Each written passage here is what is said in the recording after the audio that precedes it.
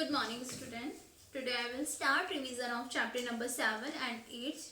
Chapter number 7 is Nina and the Baby Sparrows. तो इस chapter में नीना नाम की एक गर्ल होती है, छोटी सी। एक दिन की बात होती है कि जो नीना के हाउस में बहुत ही खुशी, बहुत ही वो लोग हैप्पी होते हैं, नीना की फैमिली, बिकॉज उसकी जो आंटी होती है उसकी मैरिड यानी उनकी मैरिज होने वाली होती है। इस वजह से नीना के हाउस में बहुत ज़्यादा खुशी होती है। उसके फादर, मदर और ब्रदर सारे मैरिज को अटेंड करने के लिए दिल्ली जाने वाले होते हैं, इसलिए वो सारे बहुत ही खुश होते हैं, सिर्फ नीना को छोड़कर। नीना को छोड़कर उसके मदर, फादर, ब्रदर, जो उसका लिटिल ब्रदर होता है, वो सब बहुत खुश होते हैं। और वेडिंग के लिए कहाँ जाना होता है उनको दिल्ली। हर mother took her to market to buy a new dress. तो जो उसकी मदर होती है, नीना की मदर, वो उसको कहाँ लेकर जाती है? ड्रेस खरीदने के लिए मार्केट लेकर जाती है और उसको पूछती है कि उसको कौन सी कलर की ड्रेस पसंद है। लेकिन नीना जो है उसको वो कहती है कि मुझे न्यू ड्रेस नहीं चाहिए। फिर वो उसको पूछती है कि तुम्हें क्या चाहिए? सलवार कमीज और क्या चाहिए? तो फिर भी नीना क्या है, अपना सर नीचे कर लेती है। और फिर वो उसके लिए, उसकी मदर उसके लिए बहुत ही प्यारे वाइट कलर के शूज़ देखती है। और उसने कहा कि जो हमने लास्ट वीक जो तुम्हारे वाइट कलर के शूज़ देखे थे, मैं तुम्हें वो दिला देती हूँ। लेकिन जो नीना होती है वो उस चीज़ के लिए भी, शूज़ के लिए भी मना कर देती है। फिर वो जब घर आते हैं तो घर आने के बाद वो लंच करते हैं और उसके बाद उसकी मदर जो है, नीना की मदर, वो उसके रूम में जाती है और नीना से जाके पूछती है कि वो इतनी सैड क्यों है और उसने मार्केट में हर चीज़ लेने के से क्यों मना कर दिया था। तो जैसे ही वो अपनी मदर की ये बात सुनती है तो नीना जो है वो रोने लगती है। तो उसकी मदर से प्यार से पूछती है कि क्या बात है। तो नीना बोलती है कि मेरे रूम में एक स्पैरो का नेस्ट है, एक स्पैरो का घोंसला है। किसमें? Book shelf in my room. मेरे रूम में एक बुक शेल्फ है, उसमें एक स्पैरो का नेस्ट है। अगर हम चले जाएंगे and there are 2 baby sparrow in the nest. Sparrow का नेस्ट है, उसमें कितने बेबी स्पैरो है? 2 बेबी स्पैरो। और तो वो उसको कहती है अच्छा। उसकी मदर फिर समझ जाती है कि उन्हीं वजह से उसकी बुक शेल्फ में जो स्पैरो का नेस्ट है और जिसमें बेबी स्पैरो है, उनकी वजह से ही नीना अपसेट थी। फिर वो उसको कहती है कि अगर हम चले जाएंगे तो वो उनको खाना कौन खिलाएगा? क्योंकि वो बहुत छोटे से थे और उनके अभी फेदर्स यानी उनके पंख अभी आना ही स्टार्ट हुए थे। तो फिर वो कहती है कि and growing up makes them so hungry, और उनको बहुत भूख लगती है ऑल डे लॉन्ग डे। तो वो सारे दिन भर चिल्लाते रहते हैं, चीप चीप की आवाज़ करते रहते हैं कि अगर हम चले जाएंगे the whole place will be lock. तो हमारा सारी जो प्लेस है हमारे घर का सारा लॉक हो जाएगा। और जो उसके स्पैरो है वो कैसे, जब लॉक हो जाएगा विंडो वगैरह सब बंद हो जाएगी, तो जो स्पैरो है जो अपने बेबी को फीड करवाने आते हैं वो कैसे आ पाएंगे? तो उसकी नीना की बात सुनकर उसकी मदर कहती है कि हम क्या करेंगे, हम तुम्हारे रूम से 4 चीज़ें हटा देंगे और इसके बाद एक विंडो को खोल के और फिर हम इस तरीके से करके जिससे उसके जो स्पैरो है वो अपने बेबी को फीड करवाने आ सके। तो इस बात को सुन के नीना कहती है अच्छा ऐसा हो सकता है, और फिर वो वैसे ही करते हैं। और जब वो वापस लौट कर आती है नीना मैरिज से, तो वो देखती है कि बेबी स्पैरो जो थे वो क्या है।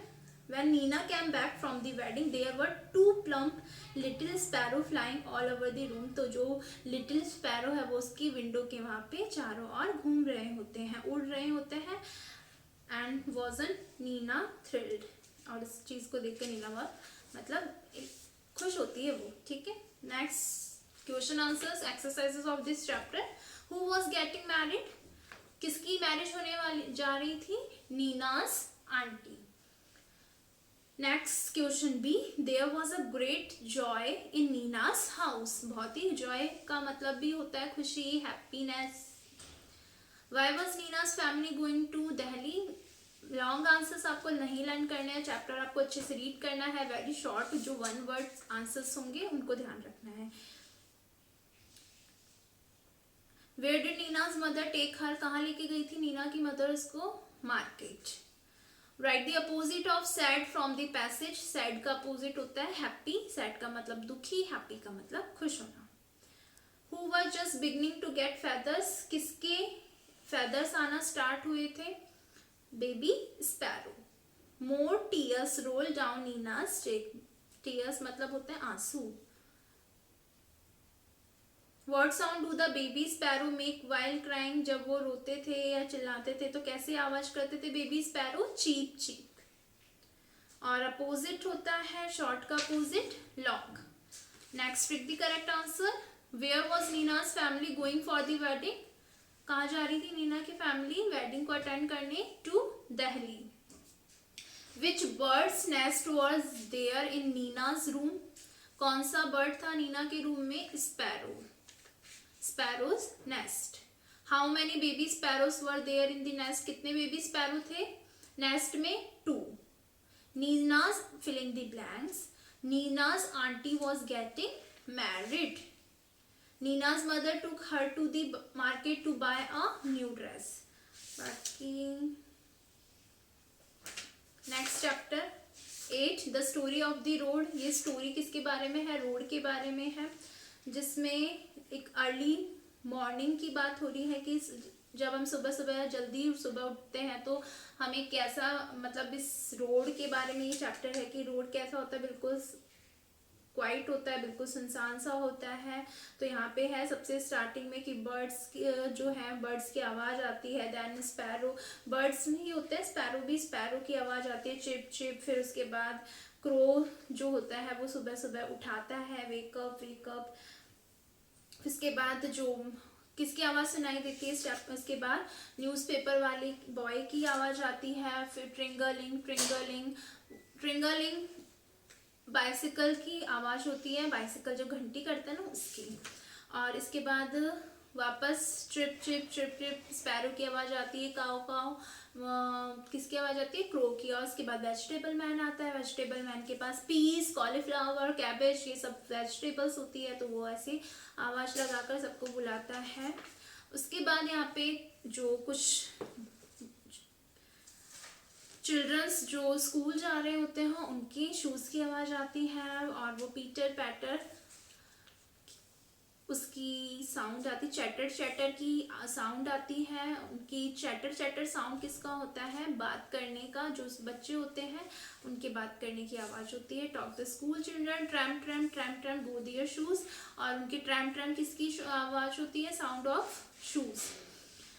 और इस तरीके से चैप्टर है बस। और इस चैप्टर के जो आंसर्स हैं, question A, who rise up first in the morning? कौन सबसे पहले उठता है?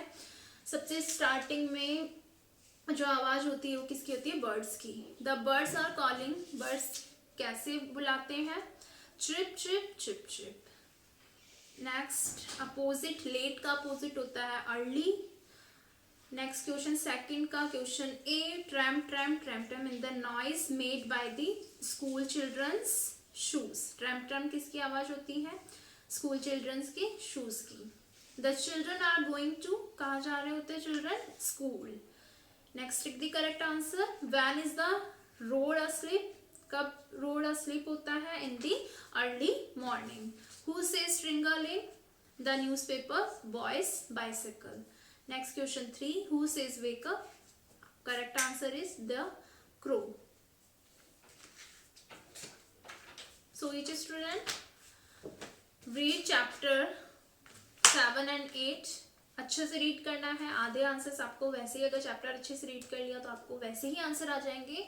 और ज़्यादा क्वेश्चन आंसर्स लॉन्ग आपको लर्न नहीं करना है। टेक द करेक्ट ऑप्शंस जो होते हैं उसमें आपको वेरी शॉर्ट आंसर्स आते हैं। बाकी आपको अच्छे से एक बार ग्रामर बुक में से अच्छे से चैप्टर जो आ रहे हैं आपके वो अच्छे से देख लेना है। Best of luck for your exam. Thank you.